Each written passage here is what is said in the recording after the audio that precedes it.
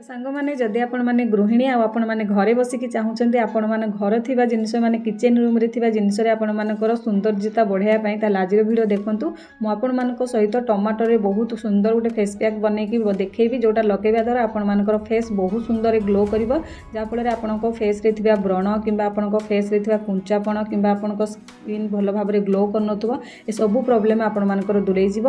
Hey guys welcome back to my channel Richa tips and tricks. आशा करा आपण माने समस्त बहुत भल थे। तो सांग मैंने देखो ये प्रथम आपण मैंने गोटे नहीं टमाटर जोटा भल भाव पाची तो से मैंने भल पाचिला टमाटर गोटे ने रेड कलर होती जमी देखा सुंदर भी लगुव।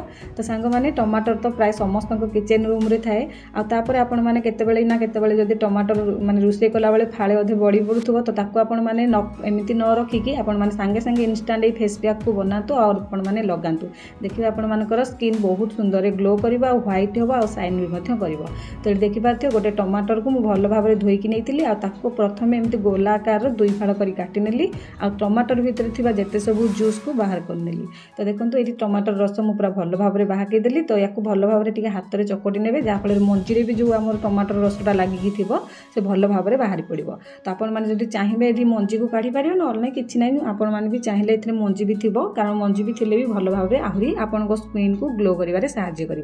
तो तापर ये आपण मैंने नहीं राइस फ्लोर जोटा कि हूँ आमर चाउल चूनार गुंड। तो समस्ते घरे एमती पिठापणा घरे आमर हो चाउल चूना तो घरे समस्त यहाँ हूँ अरुआ चाउल चूना जोटा कि अरुआ चाउल को आपण मैंने चूना करके नहीं पारे। ये मुझे गोटे चामच अरुआ चाउल चूना देली आ गोटे माने हाफ चामच पाखापाखि मुझे आलोवेरा जेल नहीं गली। तो आपण मैंने जब आलोवेरा जेल घरे अच्छी भल कथा ना एमती भी गाँ मानक घरे समस्ते गाँ हो बाहर हो जी जो भी रोचे समस्ते कुंडरे कि गछ बारीपटे आपण मैंने समस्ते लगे था आलोवेरा।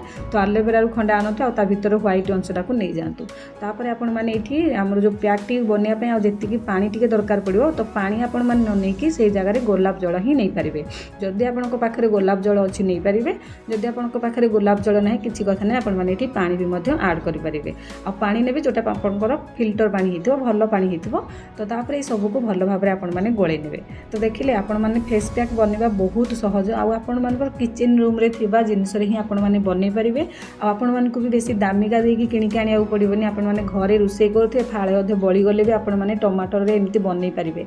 आ चाउल चूना तो समस्ते प्राय घरे बनईकी रखी था से गोटे चामच नहीं आसतु भारी देखिए आपण फेस पूरा पूरी भल भाव ग्लो कर।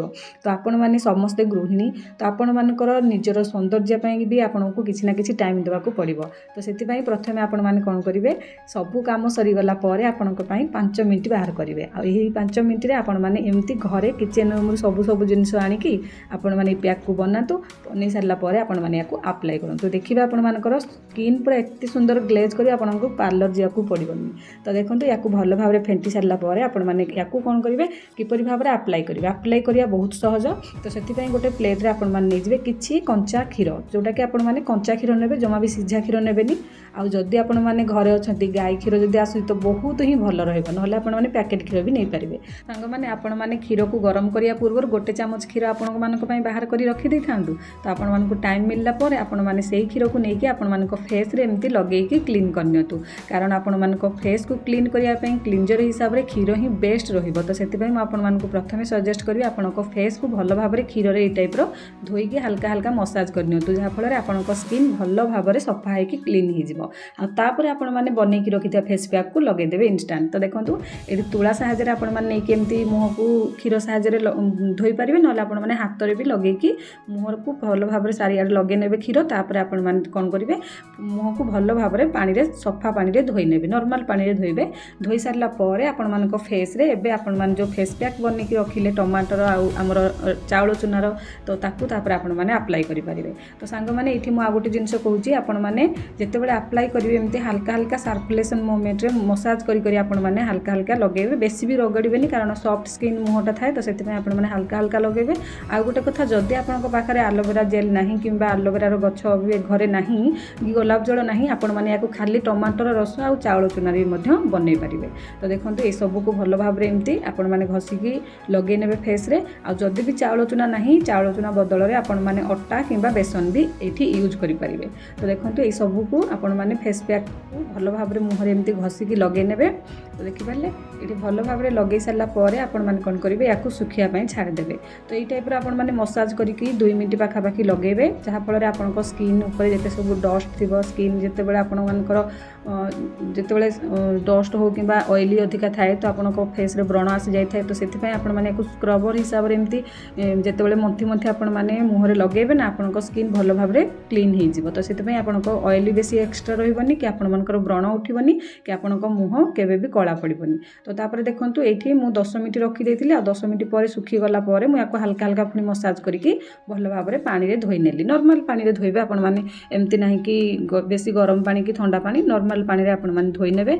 तो एठी देखि पाथे मु धोई सारला परे हाथटा केते सुंदर माने जेमती पूरा चकचक करछि। तो आपण माने थरे लगेले जते एतिके आपण माने रिजल्ट पाई पारुछंती जदि आपण माने याकू जदि आपण माने सप्ताह रे याकू 2 थर किबा 3 थर माने जेमती हमकू टाइम मिलले 2 दिन को थरे नाके आपण माने जदि याकू लगेबे ना तो आपण मानक फेस पूरा पूरी क्लीन होबा सहित व्हाइट होबो ग्लो करिवो व्रण आपण मानकर जम्मा भी फेस रे गोटे भी उठिबनी।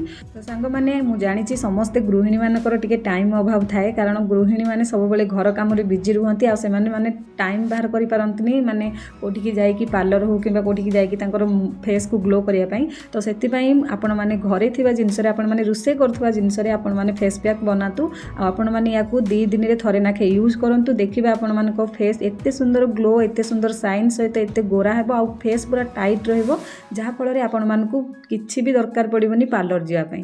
तो एमिति आपण माने रुसे करला टाइम रे जदि टमाटर बळी जाउछि कि किबा आपनको टमाटर अछि ताले ताको खंडे काटि के नै आसंतु आ एई टाइप रो फेस पैक बनातु आ आपण माने 2 दिन रे थरे याकू यूज करंतु। याकू आपण माने डेली कंटिन्यू रखि कि करंतु देखिबा आपण मानकर स्किन एते सुंदर ग्लेज करबो केही आपण मानकू आपनकर एज भी जमा जानि परिबेनी। तो आशा करछि आजिर टिप्स टी आपण मानकू पसंद लागिथिबो आ आपण माने याकू यूज करंतु आपण मानकर मतामत रहिला किपरि रहिला मते कमेंट सेक्शन में जनातु आ आपण माने के एरिया रो देखुचंती मते कमेंट सेक्शन में जणेले जानि कि खुशी लागिबा आ नुवा नुवा वीडियो बनया पई मोटिवेशन मिली परिबो।